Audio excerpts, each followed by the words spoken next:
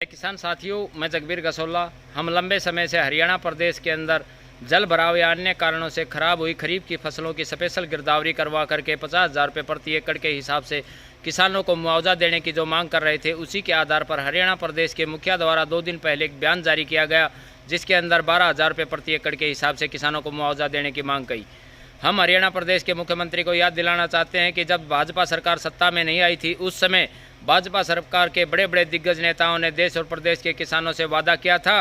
कि किसान के खेत के ऊपर जब भी कोई प्राकृतिक आपदा से नुकसान होगा, उसका असर किसान की जेब पर नहीं, देश के खजाने पर पड़ेगा। जैसे ही 2014 के अंदर हरियाणा प्रदेश में भाजपा की सरकार आई और उस समय के तत्कालीन कृषि मंत्री ओम प्रकाश धनखड़ द्वारा एक बार जो मुआवजा वितरित किया गया, जिसके अंदर एक अच्छी पहल की कि छोटे से छोटे हिस्सेदार किसान को 500 रुपये और मैक्सिमम 12,000 रुपये मुआवजा दिया जाएगा। लेकिन आज यही प्रदेश की भाजपा सरकार के मुखिया मनोहर लाल खट्टर किसानों को 12,000 रुपये देकर उसी ठर्रे के ऊपर के चल के किसानों के साथ धोखा करके उनके हिस्से को डकारना चाहती है, क्योंकि उस समय किसान का खाता बैंक में 200 रुपये से खिलता था, आज वही किसान का खाता 5,000 रुपये में खुलता है। उस समय किसान को 1 एकड़ ज़मीन ठेके के अंदर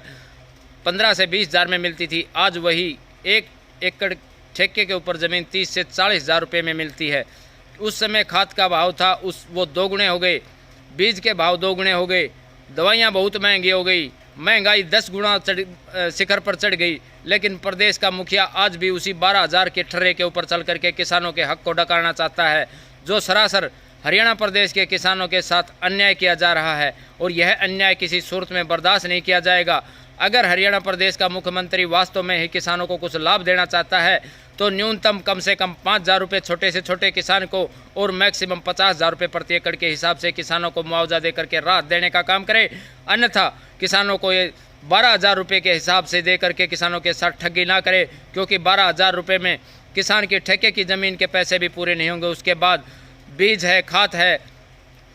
जुताई है, उसके पैसे कहाँ से पूरे होंगे। जो पूरी की पूरी तैयार फसल किसान की खराब हो गई और कहते हैं कि किसान को मुआवजा दिया जा रहा है, ये मुआवजे के नाम पे किसानों के साथ सरासर धोखा है। प्रदेश के किसान भी 50,000 रुपये प्रति एकड़ के हिसाब से मुआवजे की मांग उठाएं और ये वीडियो को ज़्यादा से ज़्यादा शेयर और सब्सक्राइब करें, ताकि प्रदेश के किसानों तक आपकी और हमारी आवाज़ें पहुँचती रहें। जय किसान।